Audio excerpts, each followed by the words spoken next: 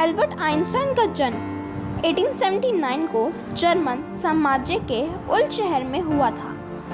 Albert Einstein बचपन से ही शर्मीले बच्चों की गिनती में आते थे। बहुत बड़ी उम्र तक वह कुछ भी नहीं बोलते थे। उनके माँ बाप उनके ना बोलने से बहुत परेशान हुए। जब 4 साल की उम्र में आए तब उन्होंने पहली बार बोलना सीखा। तब भी साफ नहीं बोलते थे। उन्होंने 9 साल की उम्र से बोलना शुरू किया।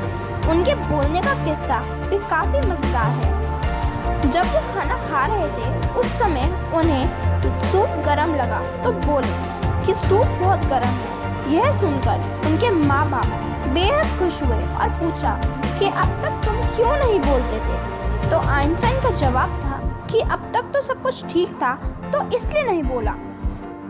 एल्बर्ट आइंस्टाइन बचपन से ही भाषाएं छोड़कर हर विषय में, विशेषकर विज्ञान में बहुत अच्छे थे। विज्ञान की किताबें पढ़कर स्कूली दिनों में ही आइंस्टाइन सामान्य विज्ञान के अच्छे ज्ञाता बन गए थे। जर्मनी के अलावा उनके पड़ोसी देश स्विट्जरलैंड और ऑस्ट्रिया के वहाँ के नागरिक बन गए थे। 1879 से लेकर 1955 के बीच कुछ सालों में उन्होंने इतना कुछ बता दिया था। उनकी कई सारी थ्योरीज जैसे थ्योरी ऑफ रिलेटिविटी और कई सारी इक्वेशंस भी दी।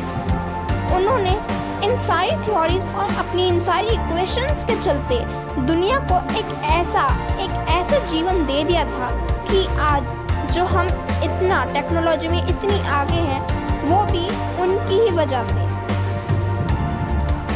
अगर वो सब हमें यह नहीं देते तो आज शायद यह विज्ञान इतना आगे नहीं बढ़ पाता। दोस्तों, एल्बर्ट आइंस्टाइन ने हमें यह भी बताया कि स्पीड ऑफ लाइट जो 3 × 10⁸ मीटर पर सेकंड की रफ्तार से चलती है, अगर कोई चीज़ या कोई भी डिवाइस ऐसा बन जाए जो उससे भी तेज चले तो शायद टाइम ट्रैवल पॉसिबल है। और उन्होंने इस चीज़ को प्रूव करके भी दिखाया था। और दोस्तों, क्या आप लोग जानते हैं कि एल्बर्ट आइंस्टाइन का IQ कितना था?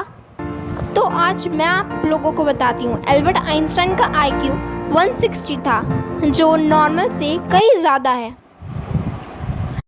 और दोस्तों, आज जब आइंस्टाइन हम लोगों के बीच नहीं हैं, लेकिन फिर भी उनकी कई सारी थ्योरीज और कई सारी इक्वेशंस हम लोगों के बीच हैं।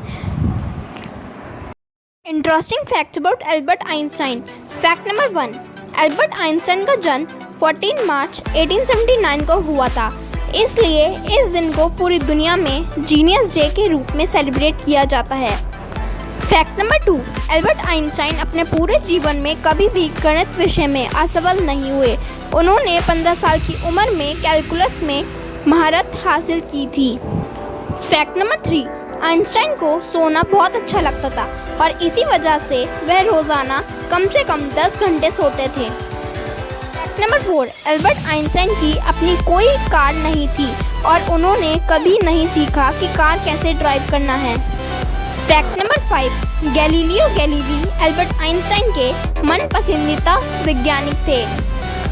फैक्ट नंबर 6, आइंस्टाइन की याददाश्त कुछ ज़्यादा अच्छी नहीं थी। उन्होंने डेट्स और फ़ोन नंबर याद रखने में प्रॉब्लम होती थी, यहाँ तक कि उन्हें अपने खुद का नंबर याद नहीं था। फैक्ट नंबर 7, एक दिन एल्बर्ट आइंस्टाइन भाषण देने जा रहे थे तो रास्ते में उनके ड्राइवर ने कहा कि आपका भाषण मैं इतनी बार सुन चुका हूँ कि लोगों के सामने मैं ही आपका भाषण दे सकता हूँ।